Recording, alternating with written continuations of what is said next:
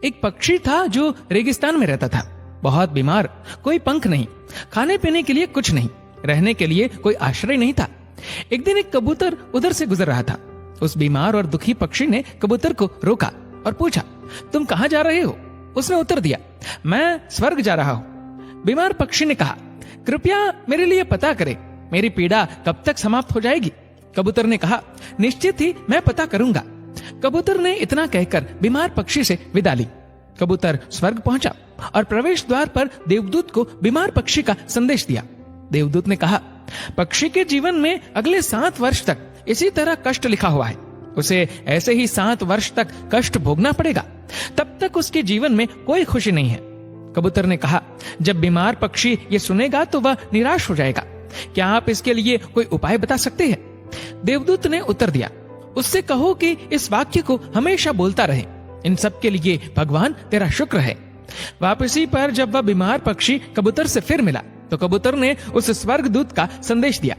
7-8 दिनों के बाद कबूतर जब फिर उधर से गुजर रहा था, तब उसने देखा कि पक्षी बहुत खुश था, उसके शरीर पर पंख उगाए थे।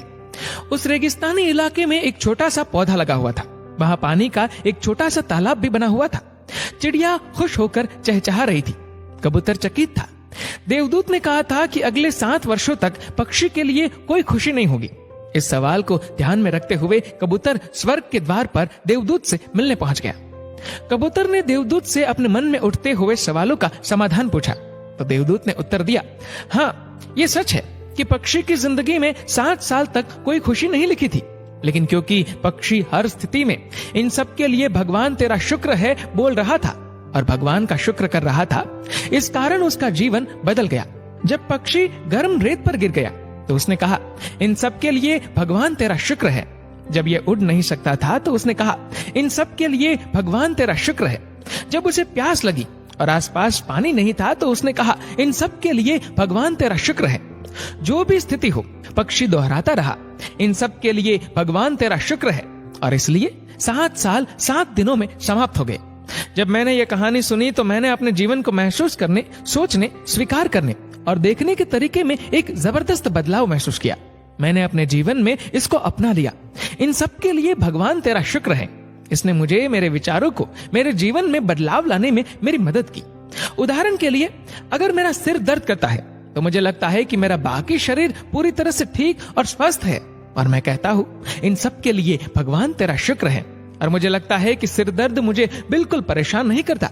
इस भगवान के शुक्राने का मेरे जीवन पर वास्तव में गहरा प्रभाव पड़ा। मुझे लगने लगा कि मैं कितना धन्य हूँ, मैं कितना खुश हूँ, जीवन कितना अच्छा है।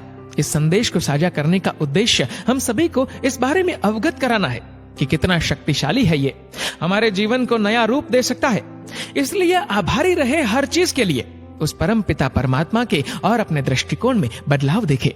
दोस्तों, इस वीडियो को लेकर आपकी क्या राय है, नीचे कमेंट करके जरूर बताएगा। और अगर आपको वीडियो अच्छा लगा हो तो वीडियो को लाइक करेगा, शेयर करेगा ज्यादा से ज्यादा लोगों तक, और ऐसे ही और भी इंस्पिरेशनल वीडियोस के लिए सब्सक्राइब करें हमारे यूट्यूब चैनल को और फेसबुक पर फॉलो करें हमारे पेज को। धन्यवाद। डाउनलोड मौज।